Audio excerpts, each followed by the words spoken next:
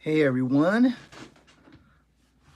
how is everyone doing? This is Dr. Love, and thanks for joining me for my weekly. This is the second of my weekly Sunday fun days with Dr. Love, and as we talk about guitar and studio things, gear, and usage. And so right now, I'm actually using my iPhone. It's on a stand because we're going to be looking at pedal boards. How many of you like pedal boards, right? Actually, I'm gonna look at the camera here. All right, and we're gonna do this all live. And hey, I know a lot of the people that are probably gonna be watching this are guitarists.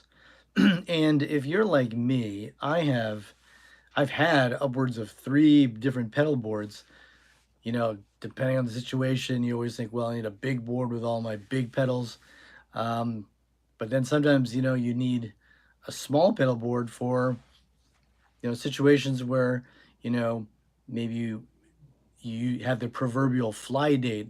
But really, for me, I'm not flying anywhere. For most guys, I'm just trying to carry the least amount of gear and get the most out of it, for what I'm doing, whether it's performing, going to the studio. And so I want to talk about pedal boards. Does size matter? And really, we're also talking about, digital versus analog. And it's kind of funny because over the years, I've used a variety of different kinds of pedal boards. And from time to time, I used to be the kind of the person, just like almost every guitarist I know, you have a big pedal board. You have like, you know, uh, uh, I used to have this.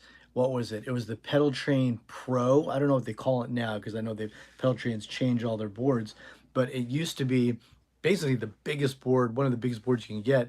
And I must have had, wow, 15 pedals on there, and there is something about, as a guitar player, when you look down at your feet and you see all these different colors, or I see other guitarists and I see their pedal boards and they just have this massive amount of color. And pedals are always so cool because of the lights and things that are blinking and the different array of colors. But now with all the different artwork on pedals, which is really pretty cool, it's beautiful to look at, frankly, and it's kind of neat.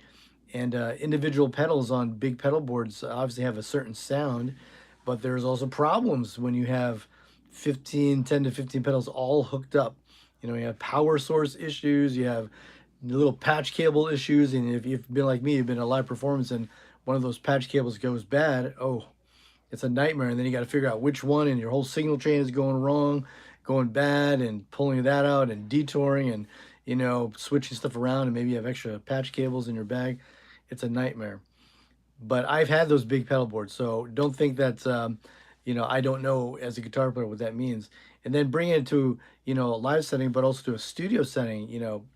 There's only so much space. Some of these basement studios I've gone in that are actually pretty nice, but there's not a lot of room. So having one of these big pro sized level pedal boards has not been good. So I've gone down to smaller sizes too, and medium sizes. So we're going to look at different pedal boards. I'm going to show you using this setup that I have. I'm going to use my iPhone today because I wanted to put it on the stand and live, just be able to kind of play through some stuff so you can get an idea of what pedals I'm using. I'm going to be basically using, let me just show you some of the stuff here. Let me show you what I got.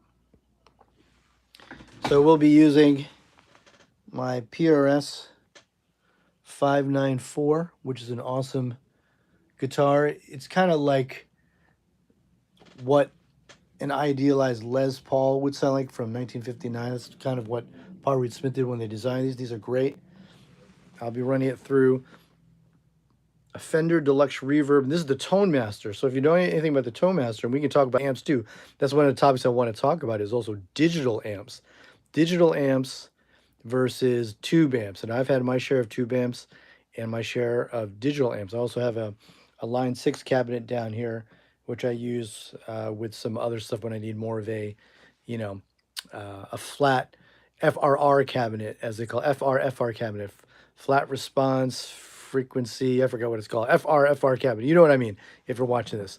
But I just even used it yesterday on a gig. But I'll be running through that. It's a digital emulation amp, so that there's no tubes, but it sounds, I think it sounds 95% of what an actual tube deluxe reverb sounds like. So it sounds great. And let's look at the pedal boards here. So here's my little board. This is my small little board. And then this is my big analog board, which I've used and I've actually kind of revamped because I'm going to probably be using it for another group that I'm playing with right now. So anyways, let's talk about these different boards. I have this small one hooked up, and I'm actually going to unhook it after I play through a little bit, just to tell you a little bit about what it is. So just to give you a little close up of this small pedal board, it has an HX stomp, which if anyone knows, if you guys are familiar with Line 6, most of you are who are probably watching this, this is the smaller version of their flagship, Helix. It has all the same patches essentially, except, obviously fewer buttons. It doesn't have the expression pedal that you can use, but essentially, and it doesn't have as much, headroom to be able to put, endless effects on. You're limited, but it basically has the same sounds all in one compact unit, which has been great. That's really the brainchild or the center of this small pedal board. The reason why I've used this is because you could use it essentially in so many different ways. I have it set up in a variety of ways. Right now I'm showing you the effects, where if I'm running it straight into an amp like I am now, I can just use it as a straight effects box. And all these different patches I have, once you turn, it's essentially just running different kinds of effects, modulation effects, different kinds of delay settings. I think I have a Klon overdrive copy on there, the Minotaur, if you're familiar with different spring reverbs, I'm just running effects through here essentially, just as if I had a whole pedal board of just 5 different pedals, 6 different pedals running, and I have it set up a certain way. So that's how I have it. Or you could also use this. The beauty of this is also you could use this. I have an Acoustasonic, a Fender Acoustasonic. If you don't know what that is, it's basically a hybrid guitar of acoustic and electric sounds. And I have specific presets for that so that it can run into this Line 6 cabinet, which is really more like a PA in a way. And so I have different effects running through there. Acoustic slap, see, acoustic ambient. So, let me get out of the way there. But then the other thing I have is you can also set this up for direct, which means that you can also use the HX stomp as a whole solution where you can run amp modeling. And there's a left and right out on the back here, so you could run things in stereo. You can actually run 2 amps if you want, with your signal going through both, essentially. So like right now I have this run here, this direct. There's different effects here. That's a Fender Deluxe with an octave pedal, essentially. A lot of these are Fender Deluxe. There's a Deluxe with spring reverb, and I have a basic compressor that I use all the time, and the Minotaur, which is like I said before, an overdrive and different delay and different effects. This one is a direct with really an overdriven Vox amp sound, which sounds great live. So anyways, you can kind of see the power of this. You can use it as an amp emulator, or you can use it as plain effects. It's very powerful. There's a lot of options here. And it kind of runs, if you're unfamiliar with it, it's almost like having a bunch of pedals in a, like you see it in a rack, but then you have like a MIDI control at the front, where you have it all programmed. So you just I have it set up so you press different scenes, banks, and this is kind of a clean sound. This is usually an overdriven sound, and then this is a boost solo sound. So it's like setting that up, like if you've ever had to set up separate, like 10 pedals and set them up in different ways. That's kind of simulating that same idea, like having a MIDI rig, controlling 10 pedals, 12 pedals, whatever you have in your rig. And then over here, I have a combo. I love having combo pedals. This is a hot tone wah, and if you step on it, see the light there? It's green. It's now a volume, but if you press it down, I have it set so it can go as a wah. You're going to kind of hear it a little bit. I can show a little bit about that later. Then press it down again, it's back in volume. I have a TC Electronic Polytune, and then I have an MXR Timmy Overdrive, which is a really cool overdrive pedal, classic actually. And I believe the guy that developed the Timmy, he worked with MXR to develop a really great copy of his original, and now produced by MXR for relatively cheap, really. And then I have here the Sir Riot, and this is really a distortion pedal. It's for hard rock stuff, and if you're familiar with that, it's great. And then over here, this is a little switcher so I could switch banks back and forth.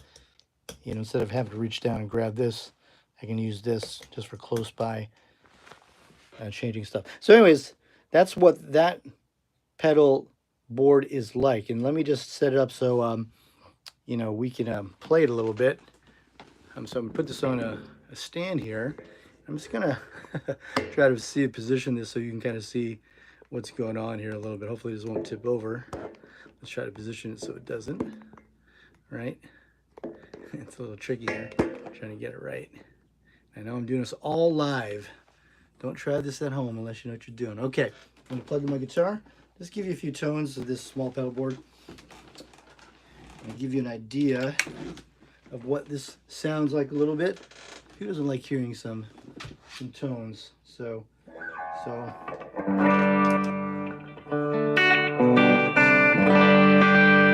think I hear that.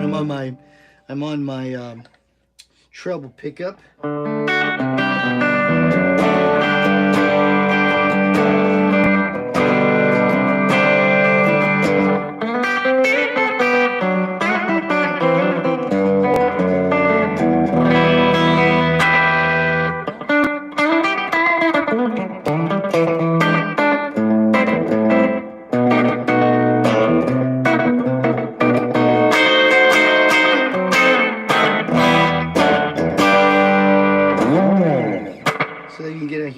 Kind of hear that. That's just effects running in there. Let's go back to kind of the basic setting. So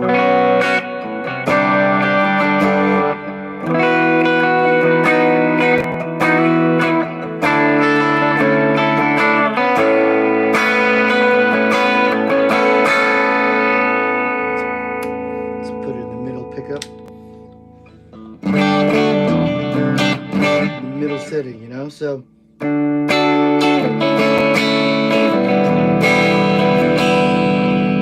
kind of just a nice clean sound with a little delay. So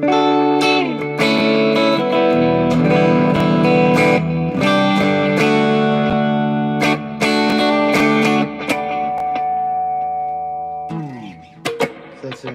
And then here's with a little distortion just added there.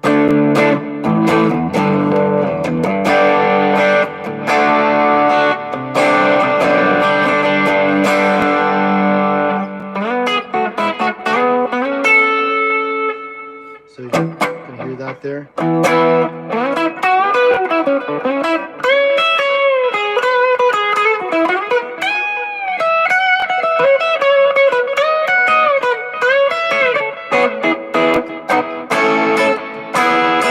Let me tune up a little bit. But anyways, you can kind of get to see this thing is, the beauty of these little boards is it doesn't take up a lot of space. I have a little bag, gig bag for this that fits really nicely. You know, and it sounds really good. You know, if you have it running and you have it set properly. And again, when you run digital effects, and really I'm mixing digital effects with some analog effects with the Timmy and with the Riot. So I could add the Timmy overdrive.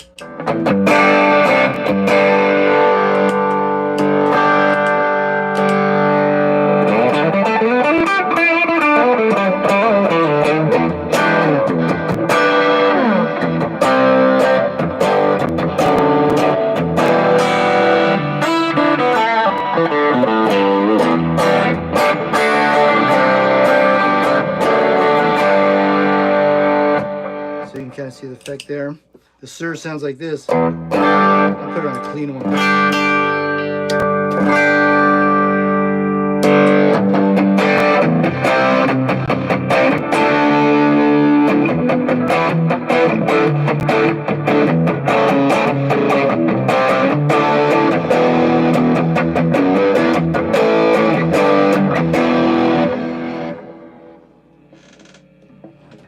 So you can kind of see that.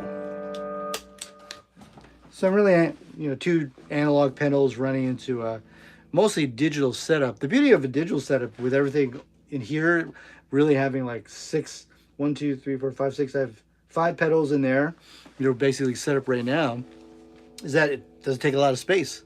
It's very compact, very small. And you can set it up in different ways so that it sounds the way that you want it to be. So it's great. You know, I had someone, I was at a band practice not too long ago, and the drummer said to me, because he was used to seeing me with a bigger pedal board, and he said, you know, your pedal boards get smaller, but your sound gets bigger. And I really laughed because I thought that was really funny. And again, if you just dial it in, it sounds great. Now for recording, obviously, a pedal board like this is great, essentially because it doesn't take a lot of room. You know, I did a studio session this past week for a good friend of mine with some original music and the rest of our band. We had a bass player, we had a keyboard player, we had my friend as the lead singer and acoustic player in the control room, and the drummer was in a separate drum room, separated drum room, which is great. And you know, if I brought my bigger board, it might have been a little tight in there just because there just wasn't a lot of space with everyone in the control room.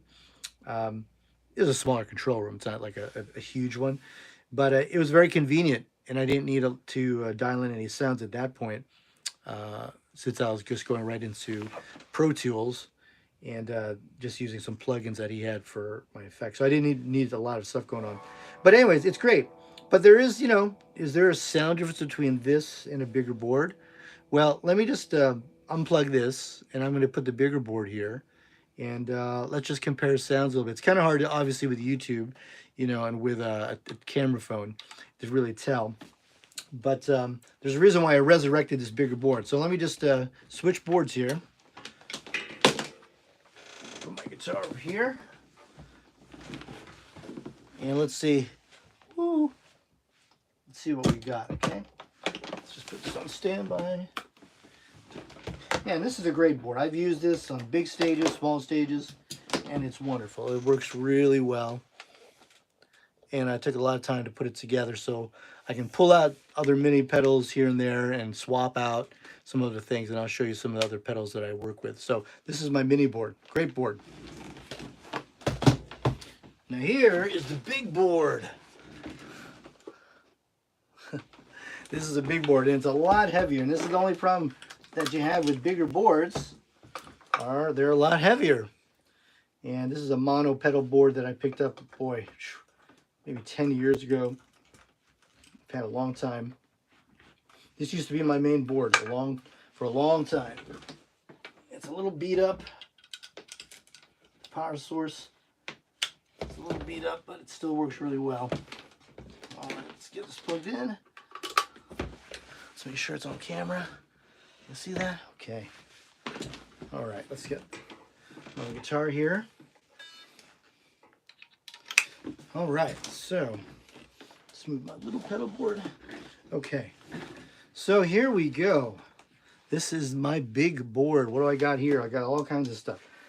These are all basically analog pedals. I mean, there's some digital components maybe in some of it, but essentially these are straight ahead pedals going right into an amp. And there's no, you know, emulators, no nothing. It's just, you know, 1, 2, 3, 4, 5, 6, 7, 8, 9 pedals essentially. You know, I have a little tap tempo for my delay pedal and a little expression pedal for this MXR reverb pedal over here. But essentially, you know, we got these amount of pedals just going straight into the amp. Now, the beauty of this is sometimes with the smaller board, I step on some of the buttons incorrectly, and that's a problem sometimes because there's just not a lot of room. But this, plenty of room to step around, right? And sometimes with these boards too, you can crowd so many pedals that it gets a little hard. But I moved to this board for another band that I'm in simply because I just needed a little bit more room and power. And when I plug this board, well, let me just play a little bit and kind of describe some of the sounds in here a little bit. I have a Morley combo volume pedal, and it's also a wob. Let's take it off standby here. Let me show you. Here's the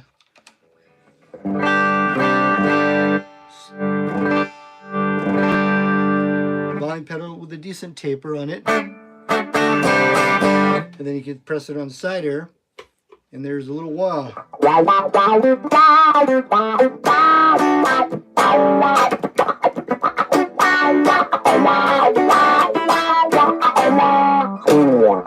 Okay, great pedal, solid, glows in the dark.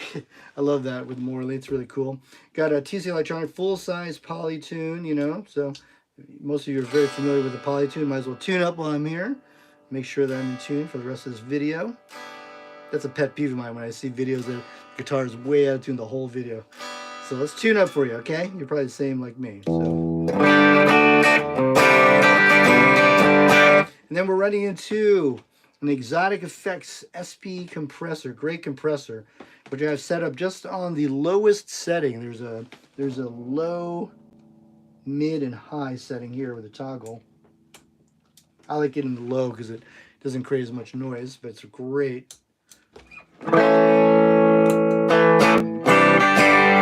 That's without it. With the compressor. With the compressor. It's a little booster.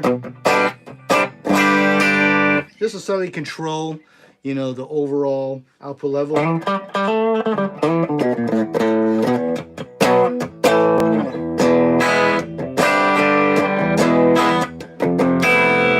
Anyways, great pedal. And then Soul Food, the Electro-Harmonic Soul Food. This is an overdrive, which is essentially, again, the famed Klon Centaur overdrive pedal, which I've played a real one, and, you know, they're like, I don't know, $2,000-3,000 or more to get an original. This is a copy of it, and I think it sounds really great.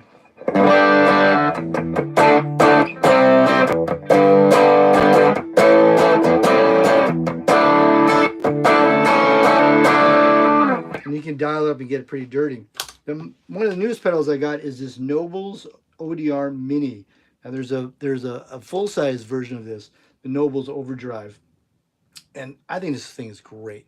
It just has a great fat sound, and from all the research and videos I've watched, this is kind of like a Nashville secret pedal. It's just a great overdrive pedal. Just play with.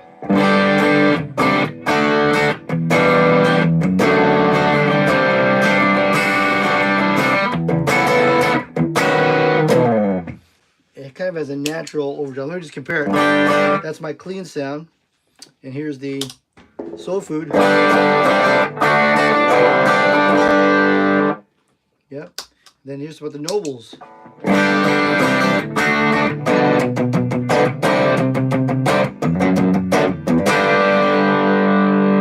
Kind of has, it's called the Nobles ODR Natural Distortion or Natural Overdrive. Just kind of, it doesn't mask your guitar's sound. That's its claim to fame.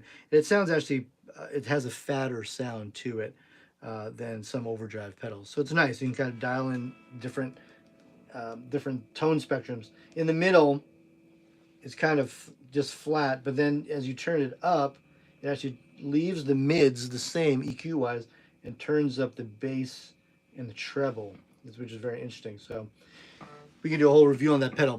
Great pedal. One of my favorite new pedals. Then we got the EP booster, which I put right after all the overdrives before I hit my modulation and delay and reverb as a boost. So if I have the Nobles on, and I want to go to solo, it adds a little boost that it's really like having an EP booster if you don't know anything about it. Again, this is by Exotic Effects. It's kind of like adding another preamp to your single chain. It just kind of fattens things up, makes it nice and smooth.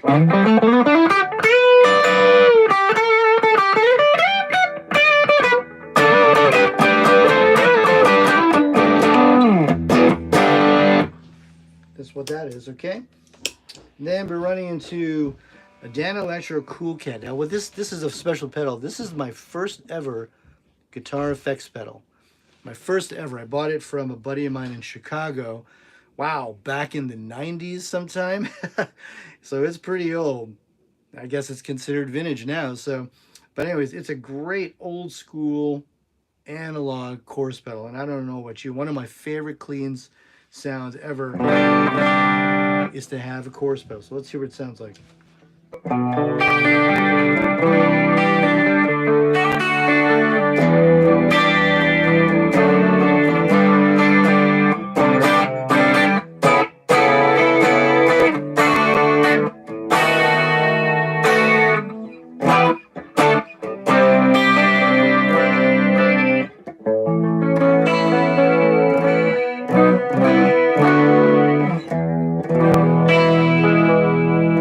if you add some delay to it, oh man, it sounds great. You know. And this is the Electric Harmonics Canyon. It has a whole bunch of different, a whole slew of different delay effects. This has the tape emulation delay.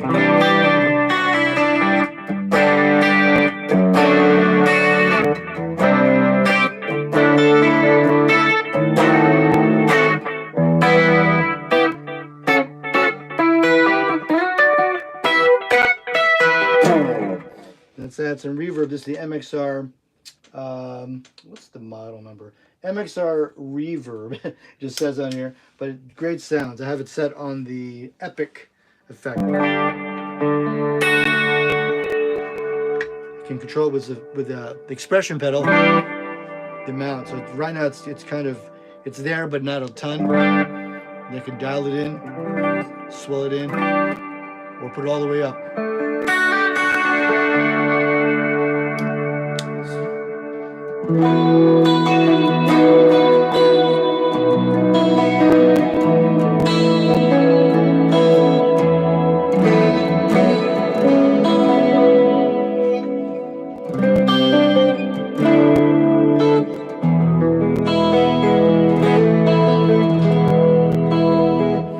So there's a really nice, pretty sound with this Cool Cat. This is what it sounds like without it. Still leaving on the reverb and the delay. With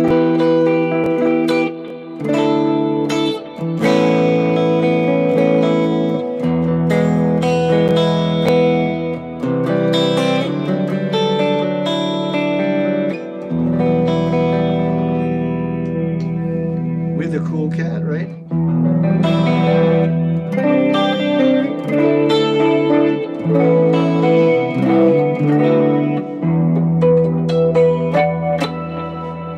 So just some simple stuff, you know? And it depends on how you have your amp dialed in. This is kind of breaking up a little bit. The Cool Cat, it kind of adds a little bit of gain. So I guess I can turn down a little bit. That kind of cleans it up a little bit. Sounds really good. So now one of the things why I've been using this big pedal board again for this other band I brought it to a band rehearsal, plugged it into my Fender Blues Junior tube amp that I have left at my rehearsal space, and I swear it sounded immense. It sounded amazing. It sounded better than my small board. I'm not sure if it's just the fact that you have some individual really good pedals running the signal through in a unique way, so that as it hits the amp, it hits those tubes. And even with this, this is a digital amp, but it's emulating tubes. It just sounds really, really great. I don't know what it is, but you know, this obviously is great if you bring it into a studio setting and pair it up with, you know, sometimes depending on what studios you go to, they might have, you know, some good stock amps there that you can use in the backline or in their, you know, in their control room or in their amp room where they are miking cabinets and using different kinds of amp heads, right? So this is great to bring for that. I mean, right now I don't have any other modulation effects. So if I'm in the studio, the only problem is, you know, I'm limited to what's on this board. You know, that's why sometimes when you go into studio sessions, guitar players will bring, you know, maybe they'll bring a tremolo or another kind of reverb pedal.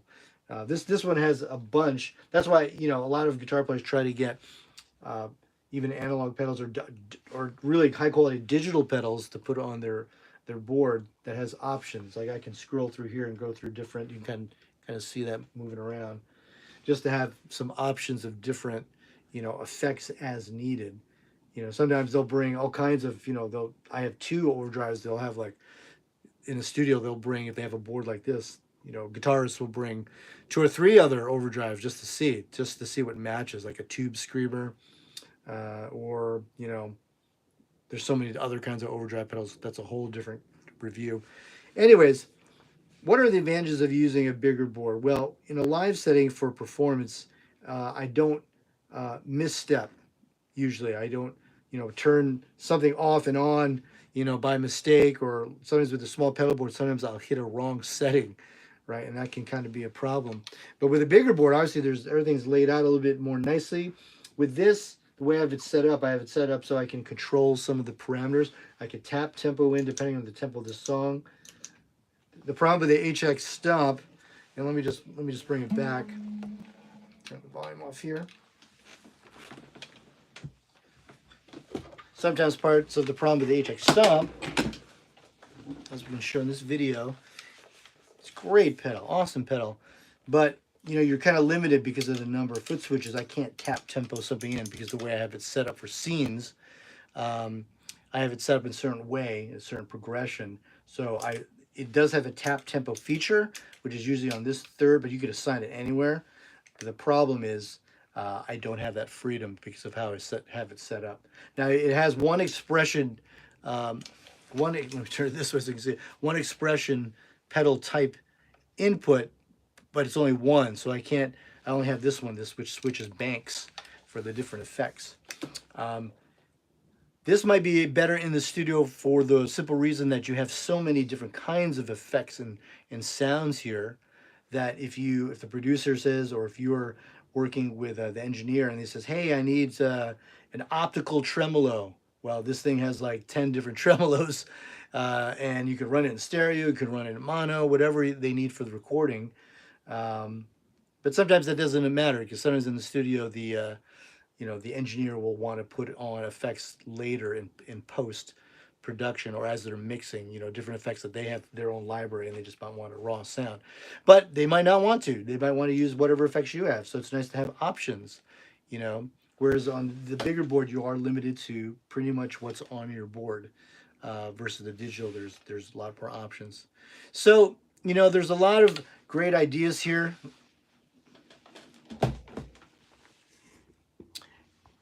I think the most important thing as a guitar player is figuring out what works.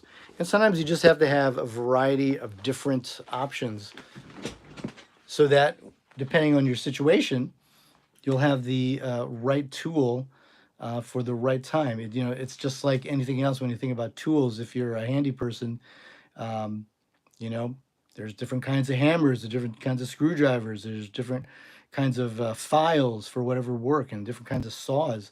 There's no one trick pony that does it all. Even with the digital modeler, if you have one, it's great for a lot of things, but it doesn't accomplish everything. So does size matter? Yeah, size matters. I think as a live performer, sometimes, I get tired of carrying bigger gear.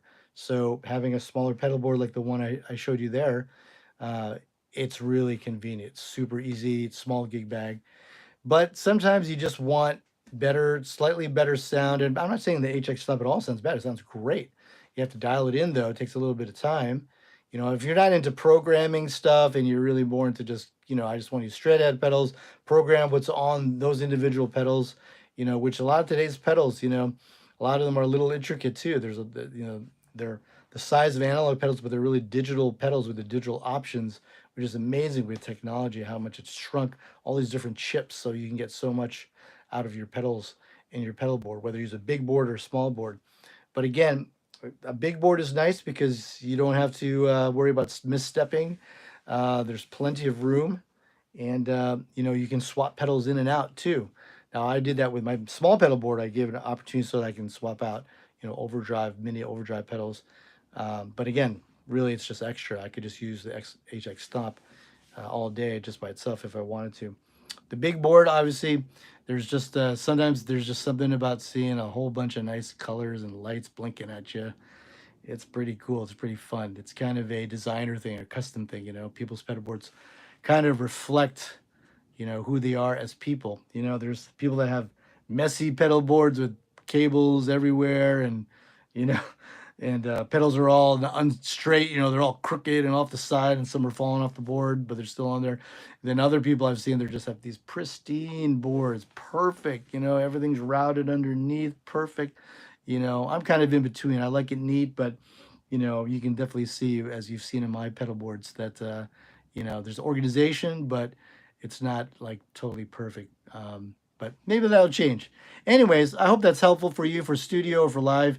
Does size matter? Well, it matters depending on your situation, what your personality is, what functions you need.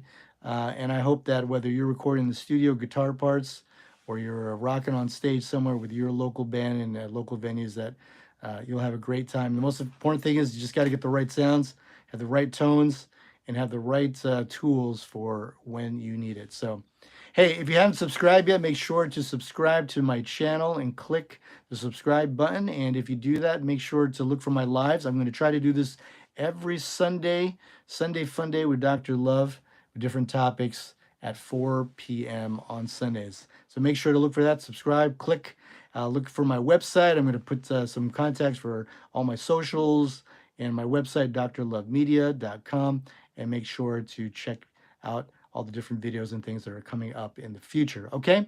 Hope you guys are having a great weekend, and I will see you next Sunday.